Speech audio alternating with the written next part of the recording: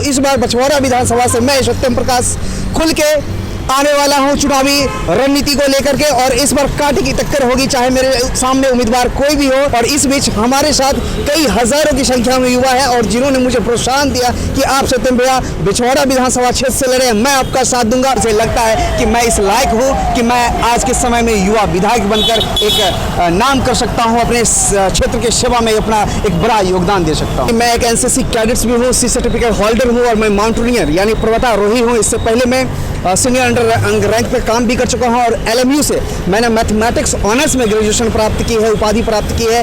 उसके बाद मैं लगातार 6 टाइम SSB रिटर्न रहा हूं। नमस्कार, रिपब्लिकन न्यूज़ देख रहे हैं आप। मैं हूं तनुज मासूम। बेगूसराय के चुनावी रणनीति की अगर हम बात करें तो काफ़ी हॉट सीट रहता है हमेशा से बेगूसराय का चुनाव।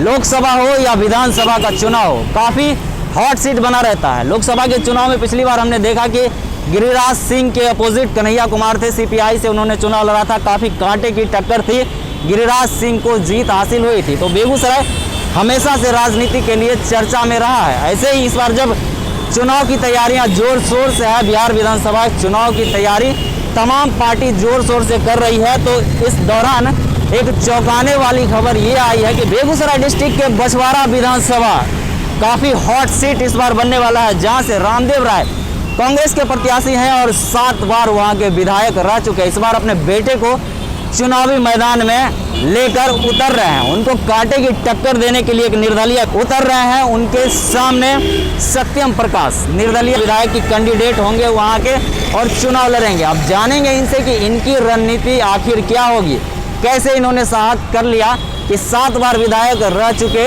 रामदेव राय के सामने ये खड़े हो पा रहे हैं।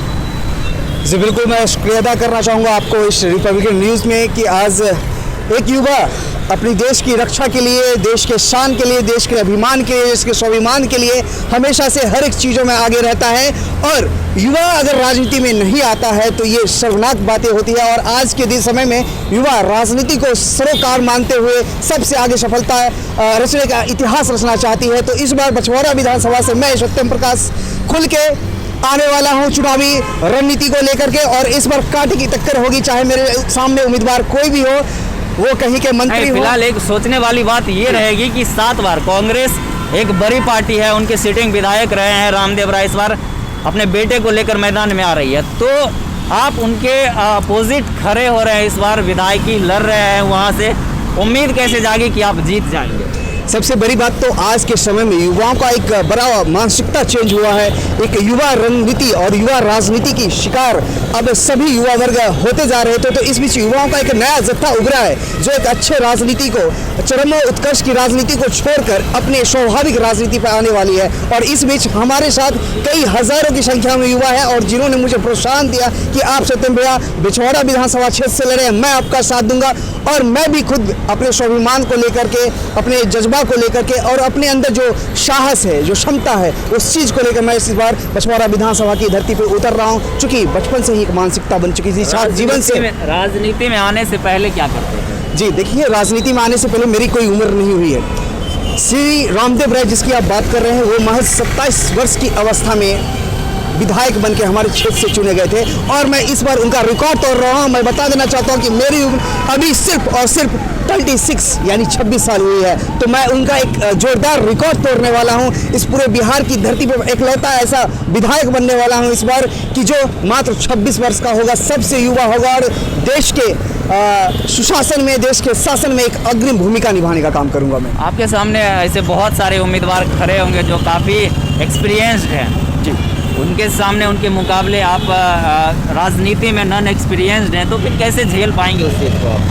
मैं इस चीज़ को एक एग्जाम्पल के माध्यम से आपको समझाना चाहता हूँ कि अगर एक बच्चा क्लास 5 में पढ़ रहा हो, जिसने NCERT बुक की अध्ययन किया है, उसमें लिखा गया है कि कांच के बने हुए सामानों का ना छूना है, तो उससे बच्चे प्रेरित होते हैं और वो कांच के बने हुए सामानों को, जो टुकड़े होते हैं, उसको छूते नहीं है, और जब छूते हैं तो वो कट जाते हैं। तो इस तरह से मैंने अपने जीवन, ये 26 साल का जो मैंने राजनीतिक जीवन, मैं 15 साल जो बिताया है, वो बिल्कुल राजनीति से प्रेरित रहा हूँ। और इस बीच मैंने जो भी चीज़ें देखी उससे काफ़ी तजुर्बा आया है, मेरे अंदर एक साहस आया है, मैं काफ़ी ज़्यादा जिम्मेदारियों को संभालते हुए आगे बढ़ा हूँ। तो मुझे लगता है कि मैं इस लायक हूँ कि मैं आज के समय में युवा विधायक बनकर एक नाम कर सकता हूँ, अपने क्षेत्र के सेवा में अपना एक बड़ा योगदान दे सकता हूँ। आपकी शिक्षा पढ़ाई लिखाई सब कहाँ से हुई है? जी, मैं बता देना चाहता हूँ कि मैं एक एनसीसी कैडेट्स भी हूँ, सी सर्टिफिकेट होल्डर हूँ और मैं माउंटेनियर यानी पर्वतारोही हूँ। इससे पहले मैं सीनियर अंडर रैंक पे काम भी कर चुका हूँ और LMU से मैंने मैथमेटिक्स ऑनर्स में ग्रेजुएशन प्राप्त की है, उपाधि प्राप्त की है।